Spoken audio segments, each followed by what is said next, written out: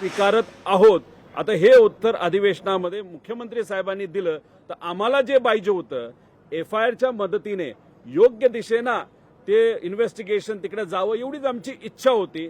आणि मुख्यमंत्री साहेब जर बोलत असतील की आम्ही तो FIR स्वीकारणार आहोत आणि आमच्या इन्व्हेस्टिगेशनचा तो एक भाग बघणार आहे, त्यामुळे आम्हाला जे पाहिजे होतं आता झालेलं आहे. त्यामुळे त्या FIR मध्ये ज्या गोष्टी नमूद केलेल्या आहेत आणि मी जी डिटेल कंप्लेंट तिथं केलेली आहे त्याच्या अनुसारच इन्व्हेस्टिगेशन जर होणार असेल तर नक्कीच अजितदादांना न्याय देण्यासाठी मदत त्या ठिकाणी होईल.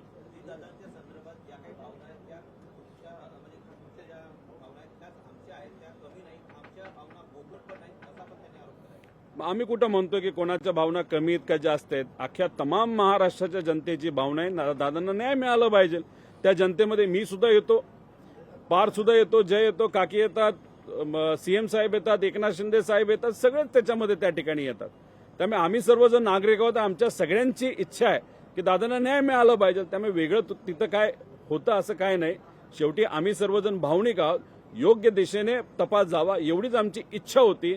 FIR स्वीकारल्यामुळे नक्कीच तो ते जे तपास आहे, इन्व्हेस्टिगेशन आहे, ते राईट डिरेक्शनला जाईल असं तरी आज आम्हाला वाटतंय. CBI बद्दल सुद्धा बोलत असताना त्यांनी सांगितलं होतं की आम्ही एका रिपोर्टची वाट बघू, पण AIBच्या रिपोर्टची तुम्ही वाट बघणार असाल तर 2-3 वर्ष काहीच होणार नाही. त्यामुळे तोही मुद्दा जेव्हा मी मांडला तेही त्यांनी स्वीकारला आणि स्वतः त्यांनी सांगितलं की मी जेव्हा दिल्लीत अमित शहा साहेबांना भेटेल तेव्हा हा मुद्दा घेऊन CBI कडनं सुद्धा तपास लवकर कसा सुरू होईल याची दक्षता आम्ही घेऊ असं त्यांनी सांगितलं. आता पुढच्या काही दिवसांमध्ये काय केलं जातं आणि काय होते हे आपल्याला बघावं लागेल.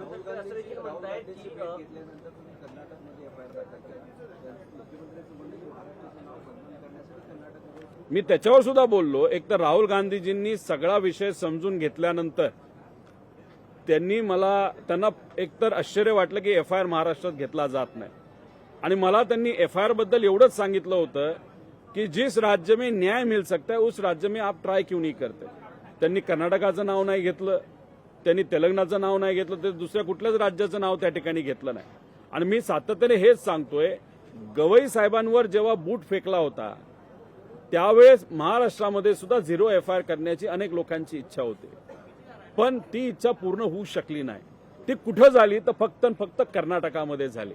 आणि कर्नाटकामध्ये अशा पद्धतीने न्याय मिळतो हे मला दिसल्यानंतर मी स्वतः अजितदादांना न्याय देण्यासाठी FIR करण्यासाठी कर्नाटकात गेलो. कोणाचाही कॉन्टॅक्ट वापरला नाही, गेलो, बसलो, रिक्वेस्ट केली, रिक्वेस्ट स्वीकारली गेली, FIR केला, FIR दुसऱ्या दिवशी ट्रान्सफर सुद्धा केलं.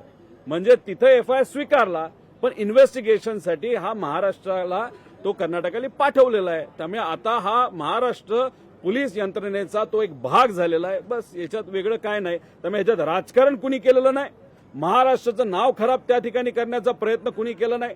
आणि महाराष्ट्राचं नाव खराब हे काय कर्नाटकामुळे झाला असं नाही. महाराष्ट्रातच FIR अजितदादांच्या बाबतीत घेतला नाही, याच्यामुळे जेवढं नाव खराब झालंय तेवढं दुसऱ्या कुठल्या विषयामुळे झालेलं नाही असं मला वाटतं. पण याच्यात चर्चा करून डिस्कशन करून न्याय मिळावं, यात राजकारण येऊ नये एवढी आमच्या सगळ्यांची इच्छा आहे. म्हणतायत तुम्हाला त्यांनी टार्गेट केलंय. वहिनी अध्यक्ष झाल्यापासून काही डोंकावळे डोकावत आहेत. दादांच्या जितण्या दिवशी ज्या लोकांनी विविधाच्या गोष्टी काढल्या होत्या, महाविकास आघाडीचे जेव्हा स्नेहभूषण झाले तेव्हा हे महाभाग गेले देखील नाहीत. त्यांनी काय सांगावं, हे मला टार्गेट करतायत. काय काय काय परत महाविकास आघाडी जेव्हा स्नेहभूषण होतं तेव्हा हे महाभाग गेलेले नाहीयेत. महाविकास आघाडी कधी स्नेह होतं? आता 2 दिवसामध्ये वायबीला.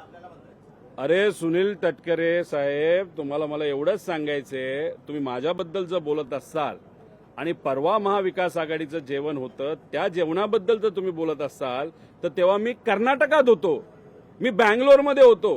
अजितदादांबद्दल FIR महाराष्ट्रात ज्याच्यात तुम्ही सत्तेत आहात या महाराष्ट्रामध्ये FIR होत नव्हता, म्हणून मी कर्नाटकात 1000-2000 किलोमीटर जाऊन तिथं FIR करत होतो. तिथं असल्यामुळे मला इथं जेवायला कसं येता येईल. आणि मी काही VSRचं विमान वापरत नाही की आज इकडं की उद्या तिकडं.